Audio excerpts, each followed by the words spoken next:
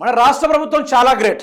ఎంత గ్రేట్ అంటే ఎవరు ఊహించిన విధంగా తెలంగాణ రాష్ట్రం నంబర్ 1 స్థాయిలో చేరుతుంది. కాంగ్రెస్ పార్టీ అధికారంలోకి వచ్చినప్పటి నుంచి బీఆర్ఎస్ని మించి చాలా వరకు ఇరిగేషన్ డిపార్ట్మెంట్ల, కరెంట్ డిపార్ట్మెంట్ల, తర్వాత ఉద్యోగ రంగంలో కానీ, ఇతర చేనేత వర్గంలో కానీ, లేకుంటే ఐటీ డెవలప్మెంట్స్లో కానీ, సాఫ్ట్వేర్ రంగంలో ముందుకు దూసుకెళ్లడంలో కానీ, రియల్ ఎస్టేట్ ముందుకు తీసుకెళ్లే కార్యక్రమంలో కానీ, ఫ్లైఓవర్స్, బ్రిడ్జ్, రోడ్స్ అండ్ ఇందిరామైన్లో కన్స్ట్రక్షన్స్ జోరుగా సాగిపోయి తెలంగాణ రాష్ట్రం ఆర్థికంతో కలకలలాడుతూ ఉంది. ఇప్పుడు మనతోటి అమెరికా ఓడు కూడా పోటీ పడ్డా కూడా మన రాష్ట్రంతో గెలవలేడు. అంత ఆర్థిక వ్యవస్థ మన తెలంగాణ బిల్డ్ అయింది. అట్లా బిల్డ్ చేసిన నాయకుడు ఏమైనా ఉన్నాడా అంటే అది రేవంత్ రెడ్డి మాత్రమే. రేవంత్ రెడ్డి గారు 24 గంటలు పని చేసుకుంటూ 70 సార్లు ఢిల్లీకి పోకుంటూ ఆయన చేసిన పనులు మీరు చూశారు. ఆయన రాత్రింబగలు కష్టపడి తెలంగాణని ఆర్థిక వ్యవస్థలో ఏ విధంగా అయితే మన్మోహన్ సింగ్ గారు ఆర్థిక వ్యవస్థని ముందు నిలిపాడో ఆ విధంగానే కాంగ్రెస్ పార్టీ నుంచి ఓ యుగ పురుషుడు, ఓ నవపురుషుడు ఎవరైనా ఉన్నారా అంటే అది రేవంత్ రెడ్డి గారు మాత్రమే. పైన అంచుల దాకా లేపిండు, తెలంగాణని ఊహించనంత ఎత్తులోకి లేపిండు. అయితే ఇప్పుడు రైతు బంధు ఇవ్వండి మహాప్రభు అని కూడా రైతులు రోడ్ల మీద ఏడుస్తూ ఉన్నారు. మాకు నిరుద్యోగులు ఇవ్వండి రో, మీరేం అధికారులు రో, బుద్ధి తక్కువ మీకు ఓటేసినాం రో అని చెప్పేసి నిరుద్యోగులు రోడ్ల మీద నిరసనలు. చదువులైన చక్కగా చదువుకోవడానికి 3 పూటలు తిండని పెట్టుర్రు అనుకుంటూ గురుకుల విద్యార్థులు ఒక్క వడ్ల బస్తని తుర్పాలు పట్టిన తర్వాత కూడా ఎందుకు కట్ చేస్తున్నారు? వర్షాలు వస్తున్నాయి, ఒడ్లు కొనండి, కాలం దగ్గరకు వచ్చింది, మీకు దండం పెడతాం, మీకు కాళ్ళలో పడతామని చెప్పేసి రోడ్ల మీద తమ ఒడ్ల పైన పెట్రోల్ పోసి మరి నిప్పటిస్తూ చనిపోవడానికి సిద్ధమవుతూ ఉంటే ప్రభుత్వం అలాంటి వాటి మీద ఫోకస్ చేయదు. ఆటో డ్రైవర్లు మాకు జీవనోపాధి దొరకడం లేదు, ఫ్రీ బస్ తీసేయని వాళ్ళు కొట్లాడుతూ ఉన్నారు. అయినా రేవంత్ రెడ్డి దాని మీద పట్టించుకోవడం లేదు, ఏది కూడా పట్టించుకోవడం లేదు. ఏ సమస్యల తెలంగాణ రాష్ట్రంలో 4.5 కోట్లకు మించి జనాలు ఉన్నారు.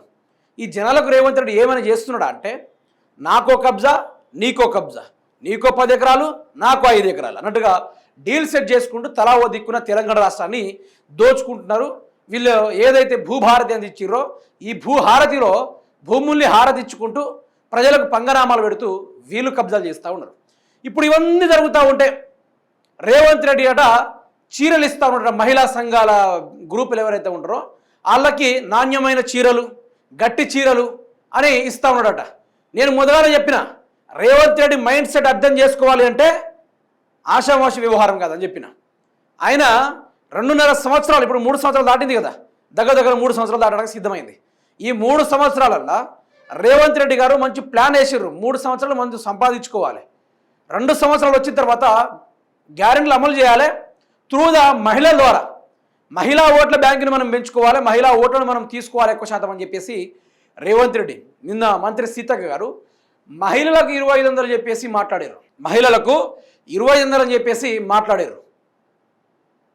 రేవంత్ రెడ్డి గారు మహిళా సంఘాలకు చాలా ఖరీదైన 60,000కు పట్టు చీర ఒకటే, అట్లాంటి చీర మహిళలకు ఇచ్చి కోటీశ్వరాలను చేసేద్దాం అనుకుంటూ రేవంత్ రెడ్డి గారు మాట్లాడారు. ఈయన నిన్న సరే వాళ్ళు ఎక్కడైనా మీటింగ్ పెట్టిరా, క్యాబినెట్ మీటింగ్ పెట్టిరా, ఇంకేమైనా మీటింగ్ పెట్టిరా, అది సెకండరీ. ఫస్ట్ వీళ్ళు ఏదైనా మాట్లాడితే తెలంగాణ రాష్ట్ర ప్రజల గురించి, సమస్యల గురించి మాట్లాడతారని ఇక నేను కూడా చూసి విసిగిపోయినా. అయితే ఇక్కడ ఏంది ముచ్చట్ల మీరు చూడండి. ఈ చీరల పంపిణీ కార్యక్రమం కోసం ఇటు పొంగిలేటి గారు, తర్వాత శ్రీధర్ బాబు గారు, ఇటు రేవంత్ రెడ్డి గారు, తర్వాత భట్టి విక్రమార్క గారు, మంత్రి సీతక్క గారు, వీళ్ళందరూ తెలంగాణ రాష్ట్రం బాగా అభివృద్ధి చెందాలంటే ఈ చీరలు పంపిణీ చేయాలంట. అంటే ఇప్పుడు నిరుద్యోగత లేదు, యువకులు ఏం చేయాలి? ఆ చీరలు ఇచ్చిన సెల్ఫీలు తీసి గ్రూప్లో పెట్టాలనా? రేవంత్ రెడ్డి గొప్పోడు, చీరలు ఇచ్చిన మోగోడు అనుకుంటూ ఇట్లాంటి ఏమైనా కామెంటరీ పెట్టాలనా? ఏంది ఇది? దీన్నే చిల్లర రాజకీయాలు అంటారు. మా తెలంగాణ భాషల యాసలు చెప్పాలంటే దీన్నే ఏతుల రాజకీయాలు అంటారు. నేనేమంటున్నా అంటే తెలంగాణ క్షోభిస్తుంది. తెలంగాణ ఈరోజు ఆకలి కేకలతోటి మళ్ళీ పొలికేకలు పెడతా ఉంది. కానీ ప్రభుత్వం దాని మీద దృష్టి పెట్టకుండా చీరలు పంపిణీ చేస్తామని చెప్పుడు ఇది ఎంతవరకు? ఎందరో మంది యువతులు ఉన్నారు, నిరుద్యోగ భృతి ఎక్కడ పోయింది? 4,000 రూపాయలు. ఆడపిల్లలకు స్కూటీ ఏది? నిరుద్యోగులకు 4,000 రూపాయలు చొప్పున నెల రూపాయలు ఇస్తా అని చెప్పినాం, ఆ పైసలు ఎటు పోయినాయి? ఈరోజు కౌలు చేసేటోళ్ళకి 12,000 ఇస్తా అని చెప్పినాం, కూలీ రైతులకు 12,000 ఇస్తా అని చెప్పినాం. ఈరోజు రోడ్లు కట్టిస్తా అన్నావు, బ్రిడ్జిలు కట్టిస్తా అన్నావు, రోడ్ల మీద కార్లు తిప్పుతా అన్నావు, మహిళలకు పెట్రోల్ బంకులు పెట్టిస్తా అని చెప్పినావు, మహిళలు బెంచ్ కార్లు తిరగాలని చెప్పినావు. అన్నీ ఉత్త మాటలు, ఉత్త రాజకీయాలు చెప్పి ఉత్త రేవంత్ రెడ్డి ఈరోజు చీరల వల్ల ఎవడు బాగుపడుతుండు? అన్న తెలంగాణ ప్రజలు, నా తెలంగాణ ఆడబిడ్డలు ఈరోజు చీర కొనుక్కొని స్థాయిలో ఉన్నారా?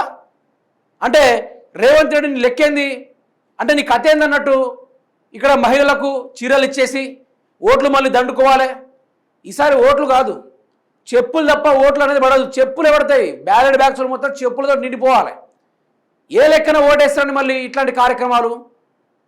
ఈరోజు తెలంగాణ తిరగబడుతుంది. ఓట్లు కొనమని ఒక సైడ్ ఏడుస్తున్నారు, రైతు బంధు అని ఇంకో సైడ్ ఏడుస్తున్నారు, రుణమాఫీ కాలేదని ఇంకో సైడ్ ఏడుస్తున్నారు, 6 గ్యారెంటీలు రాలేదని ఇంకో సైడ్ ఏడుస్తున్నారు, 2 లక్షల ఉద్యోగాలు 100 రోజులు అమలు కాలేదని నిరుద్యోగులు ఏడుస్తూ ఉన్నారు. ఎడిపోయింది మన వ్యవస్థ, ఎడిపోతుంది. చీరలు కట్టుకోవాలా ఇప్పుడు? యువత అంతా చీరలు కట్టుకోవాలా?